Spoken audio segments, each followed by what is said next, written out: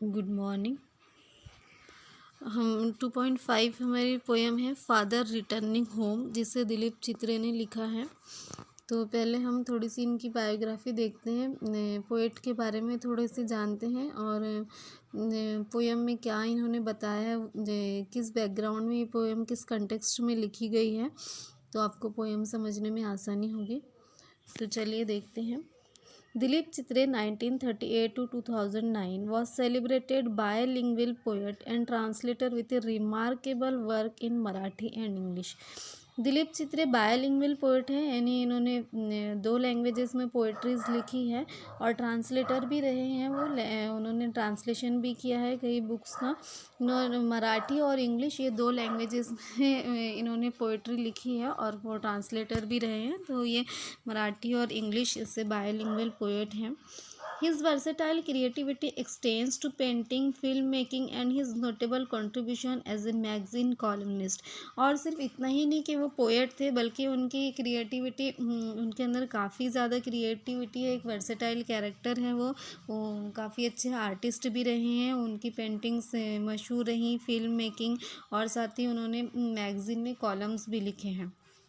He received the prestigious Sahitya Akademi award.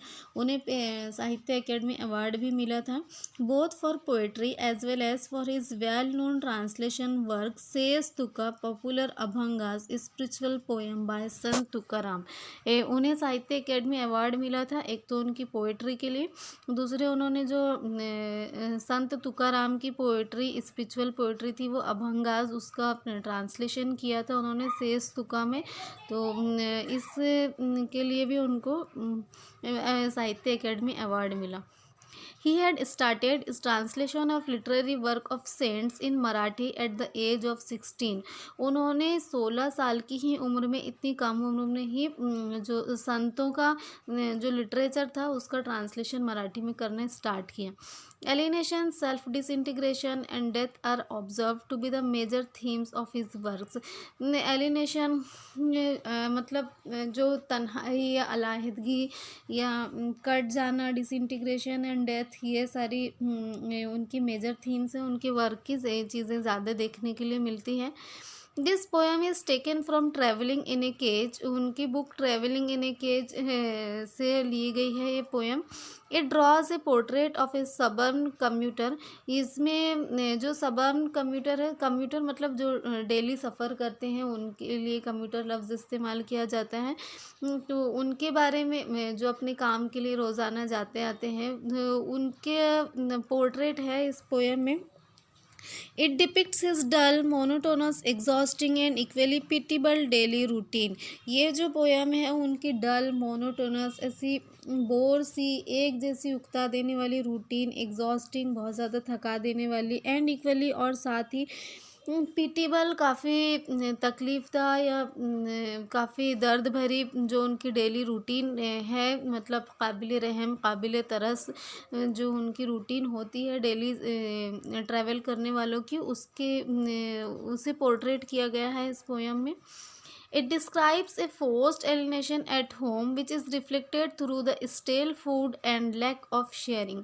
इस जो मकान में, अपने ही घर में इंसान अलहदा हो जाता है, तन्हा हो जाता है, और ये इस पोएम में दिखाया गया है, जो कि इस बात से ज़ाहिर हो रहा है, बासी खाना, स्टेल फूड और लैक ऑफ शेयरिंग के बच्चे उनसे बात नहीं करते हैं, उनसे शेयर नहीं करते हैं चीज़ें। तो जो घर में ही इंसान की, घर में सारे फैमिली मेम्बर्स के होते हुए भी इंसान की जो तन्हाई है वो इसमें दिखाई गई है।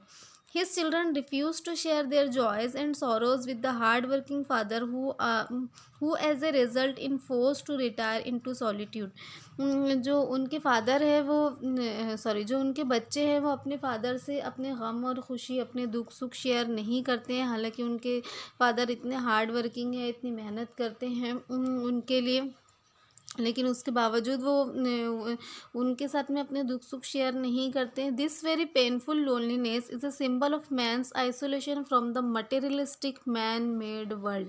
आज जो इंसान ने दुनिया को इतनी मादा परस्त बना दिया है, मटेरियलिस्टिक वर्ल्ड जो दुनिया हो गई है कि हर कोई सिर्फ पैसे के बारे में सोचता है और उसके पास में सिर्फ पैसों का और चीज़ों का, मटेरियल का इम्पोर्टेंस है, रिश्तों का, इंसानों का इम्पोर्टेंस नहीं है। और कैसे वो तन्हा सारे सामान, ऐशो आराम की सारी चीज़ें, दौलत रहने के बावजूद इंसान की जो लोनलीनेस है, वो सारी चीज़ें इसमें दिखाई गई हैं। तो चलते हैं पोएम की तरफ। फादर रिटर्निंग होम, वालिद घर वापस लौटते हुए। My father travels on the late evening train. मेरे वालिद, मेरे फादर, मेरे अब्बू, मेरे बाबा शाम की ट्रेन से ट्रैवल करते हैं। Standing among silent commuters in the yellow light. और भी कम्यूटर्स होते हैं ट्रेन में, सभी के सब खामोश खड़े होते हैं। अमंग साइलेंट कम्यूटर्स, वो भी उनके बीच में होते हैं, सारे साइलेंट कम्यूटर्स होते हैं और उन्हीं के बीच में इन द येलो लाइट, मध्यम पीली रोशनी होती है, ट्रेन में लाइट होती है और उसी के बीच में उन सारे कम्यूटर्स के बीच में, कम्यूटर्स जो रेगुलर विजिट करते हैं, जो डेली ट्रैवल करते हैं, रेगुलरली ट्रैवल करते हैं, तो उनके बीच में ये भी खड़े होके आते हैं, सफ़र करते हैं। Suburbs slide past his unseeing eyes. जो सबर्ब्स है, जो देखिए आपने देखा होगा जब हम ट्रेन से सफ़र करते हैं तो शहर के बाहरी इलाके, जो बैरूनी इलाके हैं, वो हमारी नज़रों के सामने से गुज़रते हैं और हम उसको बहुत जॉय से, बहुत एक्साइटमेंट से देखते हैं। जो शहर का आउटर एरिया होता है, जहाँ पे कच्ची बस्तियाँ बसी होती हैं, कुछ कंस्ट्रक्शन चल रहा होता है, कुछ खेत खलियान होते हैं, तो suburb slide past his unseeing eyes. अब जो सबर्ब का एरिया है, वो जो वहाँ के जो मंजर हैं, वो इनकी नज़रों से वैसे ही गुजरते चले जाते हैं। हिज अनसीइंग आइज़, आप इसको अंडरलाइन कीजिए, अनसीइंग आइज़, कि उनकी आँखों के सामने तो आते हैं, वो सबर्ब के एरिया उनकी आँखों के सामने तो आते हैं, लेकिन उनकी नज़र से नहीं गुज़रते, उनकी नज़र में नहीं आते या उनकी नज़र नहीं पड़ती उस पर। क्यों?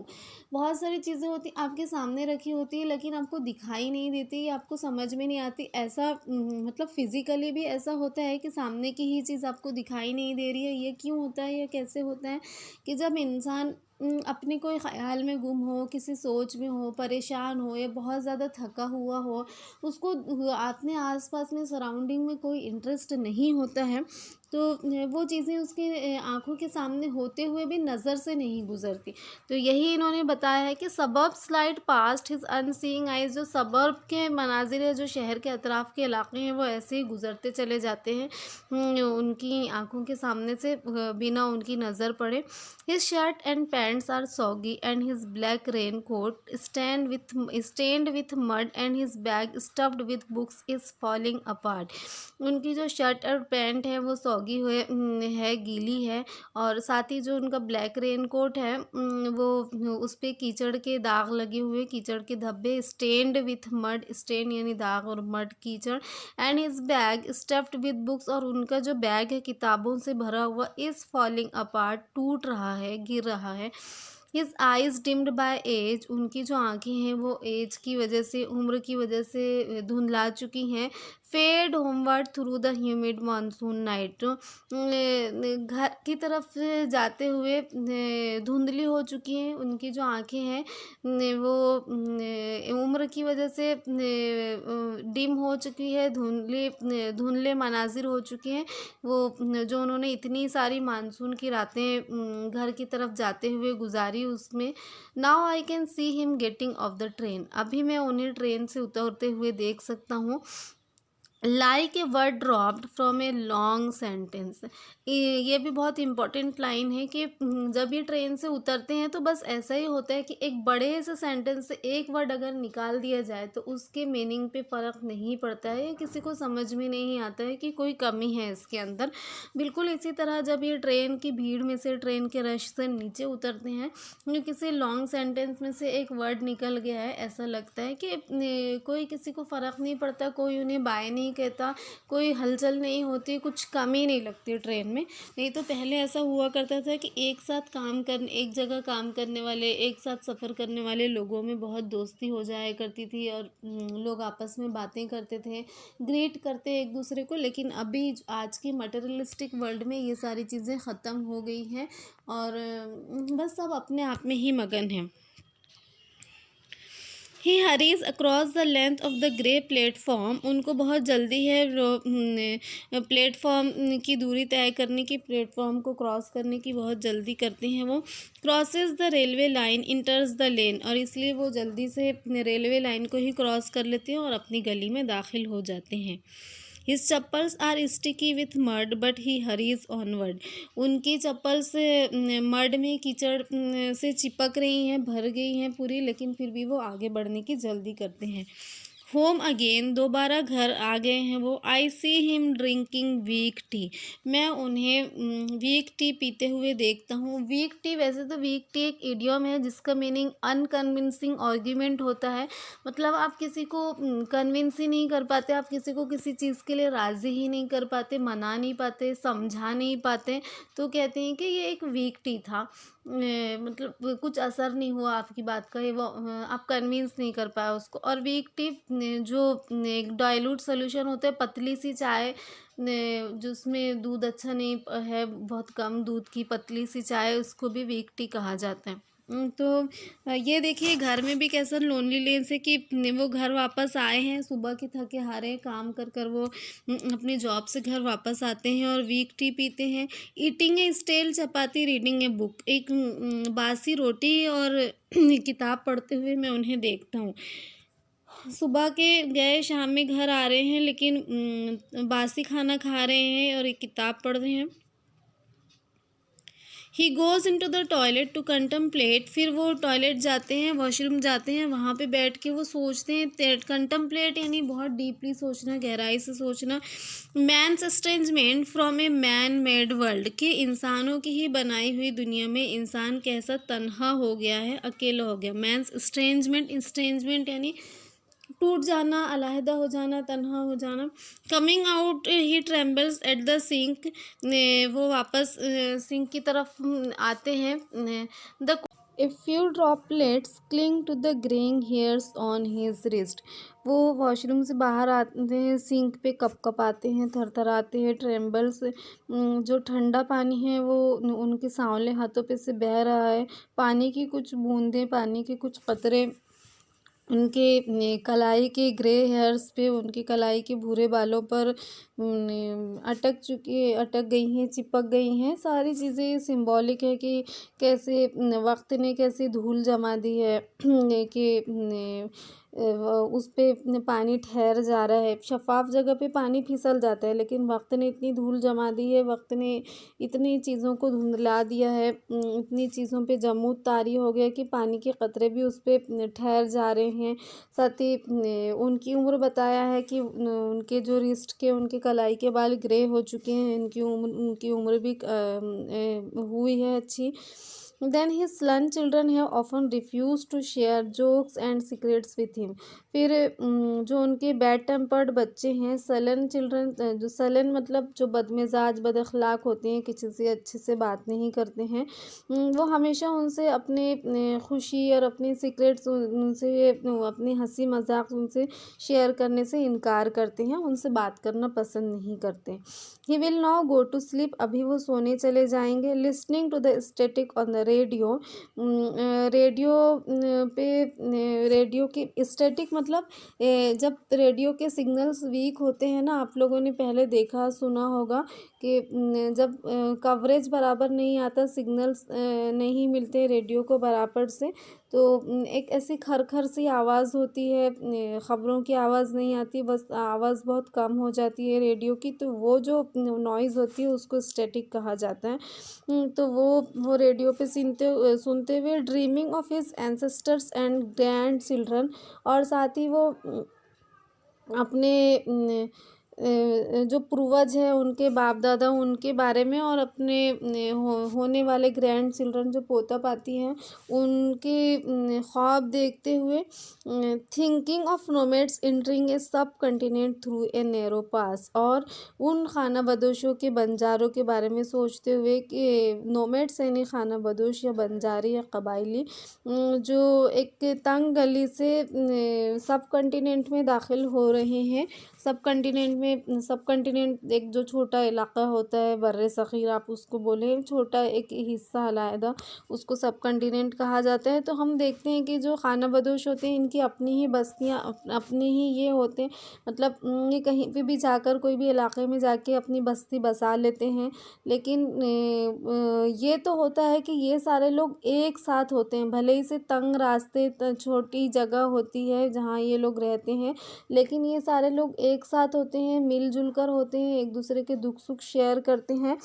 तो देखो ये तीनों ही लाइन फिर से आप अच्छे से समझो इसको, क्या कितना पेन इसमें से रिफ्लेक्ट हो रहा है, कितना दुख, कितना सौरो झलक रहा है इस लाइन में से। Listening to the static on the radio, dreaming of his ancestors and grandchildren, thinking of nomads entering a subcontinent through a narrow pass, कि रेडियो के सिग्नल्स भी वीक है, यानी चलो कोई ऐसी माली हालत भी बहुत अच्छी नहीं है, बहुत अच्छा उसका एंटीना और वो सारी चीज़ें भी नहीं है, और मतलब ज़िंदगी को भी सिंबॉलिक बताया है कि कितनी वीक है चीज़ें, रिश्ते कितने वीक है, सिग्नल्स नहीं है, कनेक्शंस नहीं है, कनेक्टिविटी नहीं है रिश्तों में। और वो अपने एंसेस्टर्स जो पुरानी ज़िंदगी गुजरी उसके ख्वाब देख रहे हैं और सोच रहे हैं, और ये ख्वाब देख रहे हैं कि आने वाली ज़िंदगी कैसी होगी, उनकी ग्रैंड चिल्ड्रन की ज़िंदगी कैसी होगी। और फिर साथ ही वो ये जब वो अपने बाप दादा के बारे में और साथ ही अपने पोता पाती के बारे में ख्वाब देखते हैं, तो सोचते हैं कि कैसे कबायली खुशहाल एक तंग गली से गुज़रते हैं, लेकिन वो खुशहाल होते हैं, कि एक छोटे इलाके में रहते हैं, लेकिन वो तसव्वुर करते हैं कि काश उनके बच्चे भी सब मिलजुल कर रहें, सब एक साथ हों, या और साथ ही वो, हालांकि अभी इसके पहले ही हमने देखे कि ऊपर की लाइन में कि उनके बच्चे उनसे अपने सीक्रेट्स शेयर नहीं करते, अपनी जोक्स उनसे शेयर नहीं करते, अपने पेन एंड प्लेजर्स उनके साथ में शेयर नहीं करते हैं। तो वो सोचते हैं कि ग्रैंड चिल्ड्रन के बारे में भी उनको ऐसे ही कुछ लगता होगा कि वो लोग भी अब ये ऐसे है तो फिर उनके बच्चे और कैसे होंगे। फिर वो अपने एंसेस्टर्स के बारे में सोचते हैं कि पहले लोग किस तरह से मिलजुल कर रहा करते थे, एक दूसरे के दुख सुख के साथी हुआ करते थे, तो और अभी ज़िंदगी कैसी हो गई है। आई होप ये आपको अच्छे से समझ आया होगा। आपको कोई कन्फ्यूज़न है, कोई लाइन नहीं समझ में आई, किसी की मीनिंग नहीं समझ में आई, तो आप मुझे कमेंट कीजिए, मेल कीजिए और पूछिए। और अब पढ़ाई के लिए बहुत सीरियस हो जाइए। 3 मई 2021 से आपके बोर्ड एग्ज़ाम है 12th के, उसका टाइम टेबल आ चुका है, तो be serious for studies. Have a good day.